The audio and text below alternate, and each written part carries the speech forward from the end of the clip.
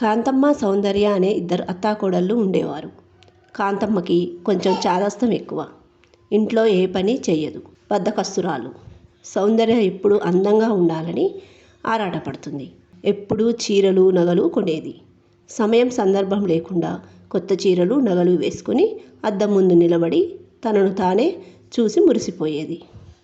అబ్బా, ఈ చీరలో నేను ఎంత అందంగా ఉన్నానో, నా వల్ల ఈ నగలకే అందం వచ్చింది అని తనలో తానే మురిసిపోతూ ఉండేది. ఏమే కోడలా, ఎప్పుడూ సోకులేనా? వంట వార్పు చేసేదేమైనా ఉందా అని కాంతమ్మ అనేది. ఈ విషయంలో అత్తాకోడళ్ళు ఎప్పుడూ గొడవ పడుతూ ఉండేవారు. కాంతమ్మ కొడుకు రాజేష్. అత్తాకోడళ్ళ గొడవలకి భార్య చెబితే భార్య పక్క, తల్లి చెబితే తల్లి పక్క మాట్లాడేవాడు. ఒకరోజు అత్తాకోడళ్ళు గొడవ పడుతున్న సమయానికి కొడుకు వచ్చాడు. కొడుకును చూసిన కాంతమ్మ గబగబా రాజేష్ దగ్గరికి వెళ్ళి, చూసావారా నీ పెళ్ళాం నన్ను ఎన్నెన్ని మాటలు అంటుందో? చూసా.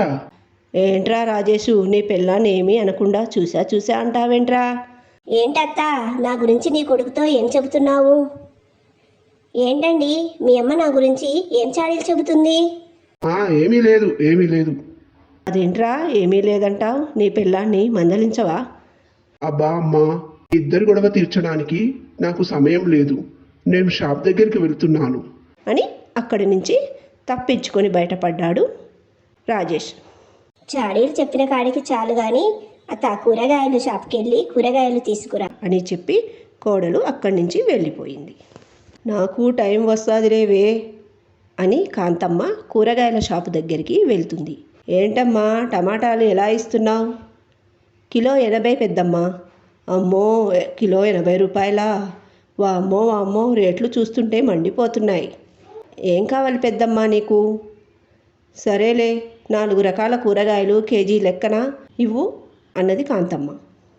కూరగాయలు ఆమె అలాగే పెద్దమ్మ అని ఆమె అడిగిన కూరగాయలు ఇచ్చి కాంతమ్మను అక్కడి నుంచి పంపించింది. ఆ కూరగాయలను తీసుకుని కాంతమ్మ వంటగదిలోకి వెళ్ళింది. అక్కడ తన కోడలు సౌందర్య ఏదో వండుతూ కనిపించింది.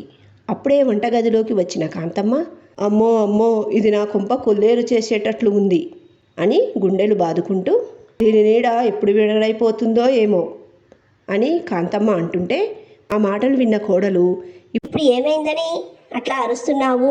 ఇంకా ఏమైందని అడుగుతున్నావా? ఇక్కడ నీ వ్యవహారం అంతా చూస్తూనే ఉన్నా. బాగా పెట్టుకొని చూడండి, చికెన్ టిక్కా చేసుకుంటున్నా. టిక్కా ఏందే కోడలా? అయ్యో, టిక్కా కాదు, టిక్కా, చికెన్ టిక్కా. ఏం టిక్కులో ఏంటో అని నోరు వెళ్ళబెట్టింది కాంతమ్మ. ఈ కథ మీకు నచ్చినట్లయితే సబ్స్క్రైబ్ చేసుకోండి, లైక్ చేయడం మర్చిపోకండి.